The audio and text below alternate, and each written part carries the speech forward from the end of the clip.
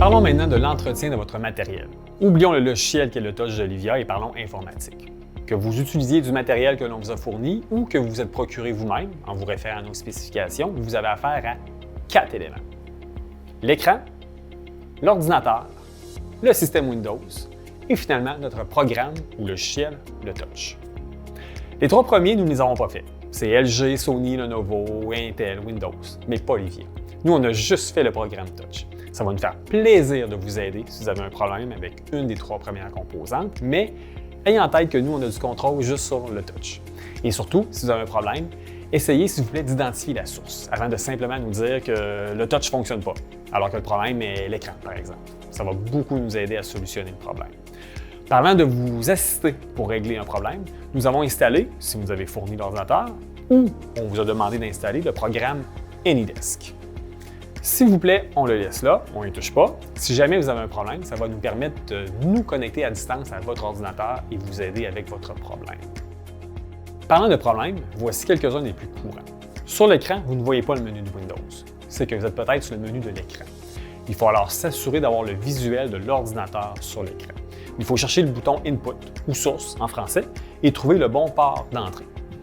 Il s'agit du port HDMI et la plupart du temps le HDMI 1. Autre problème, sur l'écran, il est écrit No Signal. Dans le même ordre d'idée que le problème précédent, il faut repérer le bon port HDMI.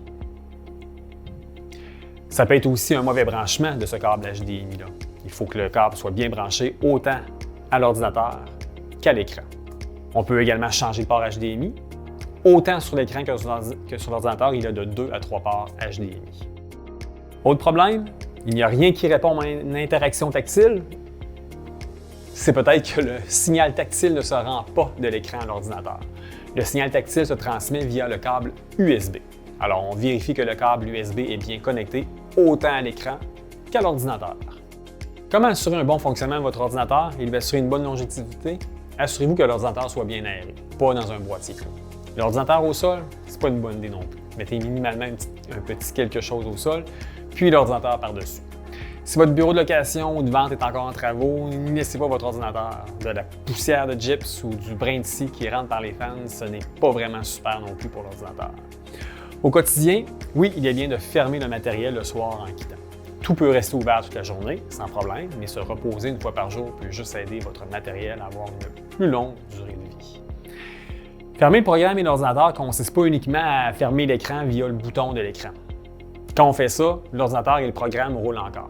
Il faut y aller en 3 étapes. Premièrement, on ferme le programme Touch via le menu caché. On a déjà vu ça dans une capsule précédente. On ferme le launcher. On ferme l'ordinateur et Windows avec le menu de Windows en bas à gauche. On ne ferme surtout pas l'ordinateur via le bouton physique sur le boîtier. On fait ça en cas de force majeure uniquement. Et finalement, là, on peut fermer l'écran. De cette manière-là, tout est bien fermé et toutes les composantes se reposent convenablement. On se fait souvent demander à propos de l'entretien de l'écran, car oui, il y aura beaucoup de traces de doigts. On prend un produit pour les fenêtres, un genre de Windex par exemple, et ça fait le travail.